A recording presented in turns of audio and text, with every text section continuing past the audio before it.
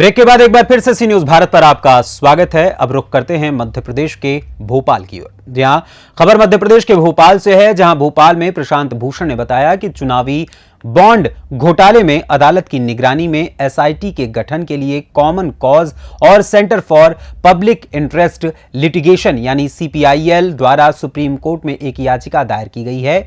Supreme court के ऐतिहासिक फैसले के बाद चुनावी बॉन्ड का डाटा जो सार्वजनिक किया गया, उससे संकेत मिलता है कि बॉन्ड्स के माध्यम से बड़े पैमाने पर संभावित लेन देन कंपनियों और राजनीतिक दलों द्वारा किया गया। डेटा के द्वारा पता चलता है कि जिन कंपनियों को बड़ी परियोजनाएं मिली, उन्होंने परियोजनाएं प्राप्त करने के करीब सत्तारूढ़ दलों को बॉन्ड यानी कि बॉन्ड के माध्यम से बड़ी रकम दान की है। इसके अलावा डेटा संबंधित जबरन वसूली के मामलों को उजागर करता है ये बॉन्ड और इससे जुड़ा खुलासा, जिसमें प्रवर्तन निदेशालय, सीबीआई और आईटी विभाग जैसी एजेंसियां शामिल हैं। चुनावी बॉन्ड घोटाला संभवतः देश का सबसे बड़ा भ्रष्टाचारी घोटाला है, जिसकी एक स्वतंत्र संस्था द्वारा गहन जांच की आवश्यकता है।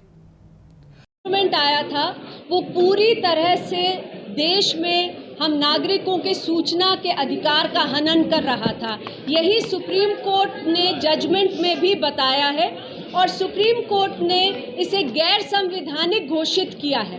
अब जो डेटा निकल कर आया है इलेक्टोरल बॉन्ड्स के जरिए से, उसमें पूरा नज़र आ रहा है कि किस तरह से एक बड़े स्केल पर घोटाला हुआ है।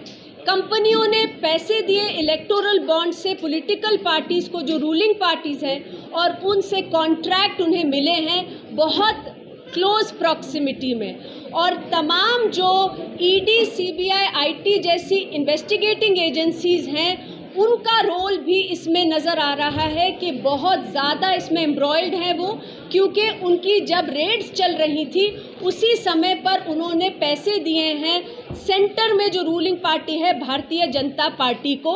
और मनी लॉन्ड्रिंग के बहुत सारे केसेस सामने आ रहे हैं इस इलेक्टोरल बॉन्ड्स के डेटा से। अभी हम ये भी कहना चाहते हैं कि हम बहुत इस चीज़ से दुखी हैं कि सूचना के अधिकार कानून का लगातार हमारे देश में उल्लंघन हो रहा है, उसे कमज़ोर बनाया जा रहा है। एक ऐसा अधिकार जो कि हम सब लोगों के लिए मौलिक अधिकार है। मध्य प्रदेश में भी आज की तारीख में एक भी सूचना आयुक्त की नियुक्ति नहीं की गई है। सूचना आयोग जो मध्य प्रदेश का है वो खाली पड़ा है।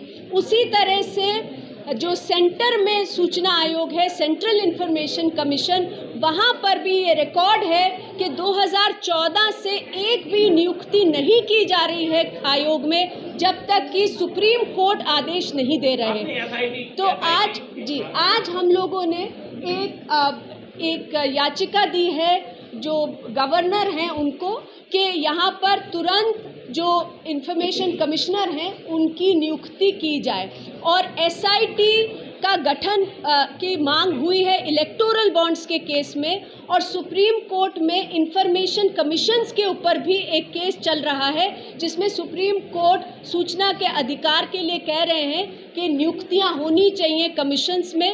और ये मांग अब हम लोग ने रखी है कि एसआईटी का भी गठन हो इलेक्टोरल बॉन्ड्स के पूरे मामले। आपके लिए समय भी मिला है, जो याचिका है आपकी वो मंजूर कर ली गई है? जी, नंबर मिल गया है, उसकी सुनवाई अब अगले हफ्ते होने का उम्मीद है।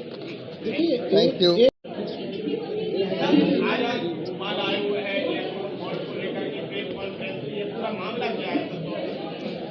देखिए, इलेक्टोरल बॉन्ड एक गुप्त तरीका था पॉलिटिकल पार्टियों को चंदा देने का, जिसका खुलासा सुप्रीम कोर्ट के ऑर्डर से कराया गया। और जो खुलासा हुआ है उसमें जो सामने आया है इन्फॉर्मेशन, वो ये दिखाता है कि अधिकतर इलेक्टोरल बॉन्ड जो 16,500 करोड़ के इलेक्टोरल बॉन्ड खरीद कर दिए गए, उसका अधिकतर पैसा घूस के तौर पर कंपनियों ने उन पार्टियों को दिया जो वो सरकारें चला रही थी, जिनके ज़रिए उन कंपनियों को कॉन्ट्रैक्ट दिए गए या उनके हक में पॉलिसी बदली गई, या फिर ईडी, आईटी, सीबीआई का एक्शन उनके ऊपर चल रहा था, उससे हाथ खींच लिया गया। और या फिर ड्रग कंट्रोलर ने उनकी दवाइयों को सबस्टैंडर्ड का करार दिया था या जानलेवा दवाइयाँ थीं, उनको चलने दिया गया ये इलेक्टोरल बॉन्ड के ज़रिए घूस लेकर। और इसलिए इसको परकला प्रभाकर, निर्मला सीतारमण जी के हस्बैंड, कहते हैं कि ये सिर्फ हिंदुस्तान का ही नहीं, विश्व का सबसे बड़ा घोटाला है। तो अब हम लोग ये कह रहे हैं कि इतना बड़ा घोटाला सामने आया है सुप्रीम कोर्ट के ऑर्डर के आदेश के आधार पर, और इसमें जवाबदेही तय होनी चाहिए। ये पता लगना चाहिए कि उस कंपनी के कौन लोग इस घूसखोरी में इन्वॉल्व थे, पॉलिटिकल पार्टी के कौन लोग इन्वॉल्व थे, उस सरकार के कौन लोग इन्वॉल्व थे, और उन एजेंसीज़ के कौन लोग इन्वॉल्व थे, ईडी, आईटी, सीबीआई या फिर ड्रग कंट्रोलर के, और उनको जवाबदेह ठहराया जाना चाहिए। तो इसलिए इसकी एक एसआईटी के द्वारा जांच होनी चाहिए, जो कि बिल्कुल स्वतंत्र हो, जो सुप्रीम कोर्ट गठन करे, और एक रिटायर्ड सुप्रीम कोर्ट के जज के सुपरविज़न में इसकी जांच होनी चाहिए। उसके लिए हम लोगों ने सुप्रीम कोर्ट में एक पिटीशन फाइल करी है, और इसकी सुनवाई हमको उम्मीद है कि जल्दी होएगी। भोपाल मध्य प्रदेश से सी न्यूज संवाददाता मनीष वर्मा की रिपोर्ट। फिलहाल इस खबर में बस इतना ही। एक छोटे से ब्रेक के बाद पुनः हाजिर होंगे कुछ और खबरों के साथ। बने रहें सी न्यूज भारत के साथ। हर खबर आपके साथ, आपके हाथ।